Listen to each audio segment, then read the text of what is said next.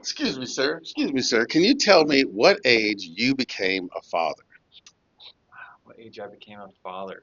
Uh, 28, I believe it was.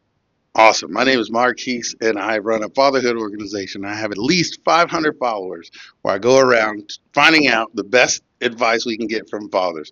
Who am I speaking with today? Aaron Menard. Can I interview you for just 1 minute? Sure. Awesome. All right, sir. So you became a father at 28? Actually, let's redo that. This is messed up.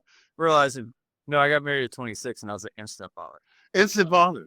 26. 26 years old. So what was the single most reality that you had about being a father that you did not know when you became a dad? First, significant reality. Yeah. Um, Man, I have to think about that. I guess really just the responsibility of being there and always caring, loving, and praying for my daughter. Like, going from like no kids to getting married and having this 4-year-old daughter and having my attention and focus on her. I went from like always being, well, one, always being, hey, whatever I want to do, right? And then getting married, and then it's okay, taking account what your wife wants to do and her expectations and everything that she wants to do, to like, hey, how do I make this world great for this little girl? I love it. As being a father, how important is it the partner that you pick to have children with? Oh man, extremely, extremely important. Now, now we talk about models a lot, and what was the model that you got to use to learn to be a good father? Um, so I had, so I'm gonna answer that with a question. Have you read the book Robert Kiyosaki, Rich Dad Poor Dad? I have. Right. So he talks about having two dads. It was his friend's dad that was his quote unquote rich dad. And I really feel like I grew up under that kind of umbrella, but not in the sense of money, more so in the sense of fatherhood, because my father grew up and his dad had abandoned him essentially. He grew up with his mom and his stepdad, and wasn't really a truly loving environment. Always that question of, hey, where's my dad? How come he didn't want to be in the picture? Um, and so he was a loving, amazing father, but he had some things holding him back from his own personal experiences. And then equate that with my stepdad, who I was raised with. Man, every day I would come downstairs and see him reading his Bible, and he was just, it wasn't just something on Sunday as far as relationship with God, with his father, his heavenly father. It was about him and his relationship with him. It was true.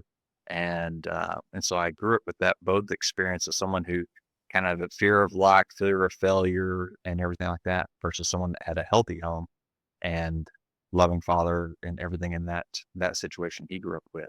And so it impacted me and wanting to be taking the good from both of those scenarios, right? Because there's not all bad and everything, Yeah. but seeing where the best is and blending those, and how I, take care of my kids and how I want to cheer them on, and how I always tell them, my kids today, they'll ask me, what does that always say?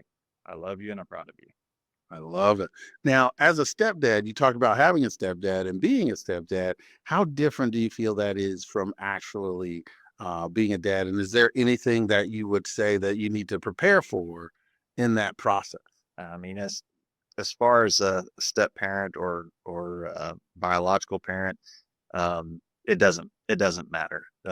We adopted as well, and so I remember even before we adopted, talking with a friend and him saying, or me asking, man, I just want to make sure I love this kid just like it's my own. And he brought out the fact that, well, you have a kid that's not your own, and you love her like she is your own. And as much involvement as guys have in making the baby, you can hand it to any kid and say, this is your kid, and you're going to love that kid.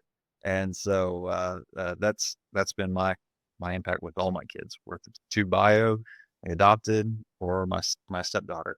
Love them all completely, want the best for them. And what was the other part of that question? I've missed it. I forgot what it was. Did you? It's okay. It was just, what, if anything, is there advice that's different that they need to be prepared for in that process? No, I don't think there's any different advice. Now, there can be, I've heard people talking about where a blended family, right? You've got um, parents feeling like they have to watch out for their own, Mm. right? And there may be those dynamics, but as a father, if you are just taking the view of, hey, these are my kids no matter what, I want what's best for them and be unified on the front of how you're going to treat them. That's usually the tension, right? In blended families is like one being treated different from the other. But if you and your spouse are on the same front of like, no, all these kids, one of them gets in trouble for one thing, all of them's going to get in trouble for that same thing. There's no difference. Keep on the same playing field on that. I love it. So what you're talking about right now is the vision for the family. How did you get an opportunity to cast the vision to your spouse and then translate that to the children? Man, these are good questions.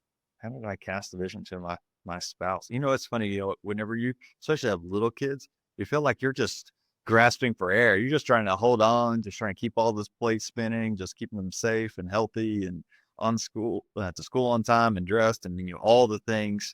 Um, so when it comes to vision casting, I think it really does come down to that prayer time with the spouse. When my wife and we sit down, we pray, you hear each other's heart whenever you give each other opportunity to pray over yourself, over your spouse, and over your family. And so that's probably the best time.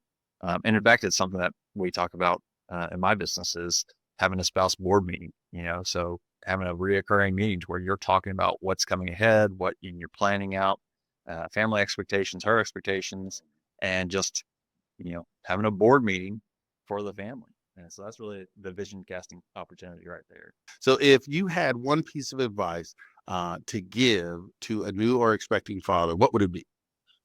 New or expecting father. Man, I tell you what, probably the biggest piece of advice I would have is pray. I love it. Pray over them. Pray. I mean, I still remember, waking up 3 or 4 o'clock in the morning and just holding my baby, feeding that baby girl with that bottle and just thinking that God entrusted me with this child to pray over and to help, mentor and grow. And so the biggest and best thing that I can do is pray over them and just ask for heaven on earth and for his will be done in life.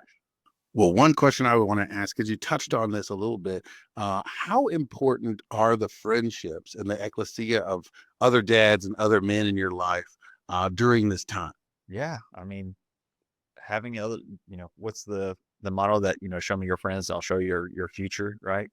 And so whenever you're around other men, you're getting to get their input here. Hey, they're just like me. They got the same struggles. We got through the same things.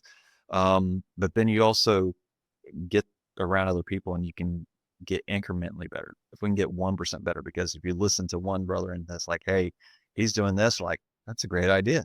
What one man can do, another man can do. And so that's what we're constantly doing is we always want to try to listen to other people and have those brothers in our life that we can go to and ask, what's going on. And sometimes we're not even asking, we're just sharing what's going on in our world, right? But then we get to hear their heart and man, I want to try that. Something that some piece of advice, one nugget of knowledge that they may have given that they may not even think of. It's just something that came natural to them.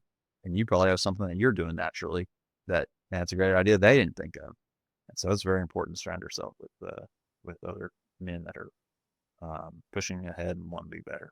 I love it. And last question, if you had passed away, what is the one thing that you hope that your kids take away from their experience with you as a dad? And the biggest and most thing, this is something I pray over my kids all the time, is that they will seek, find, and follow Jesus.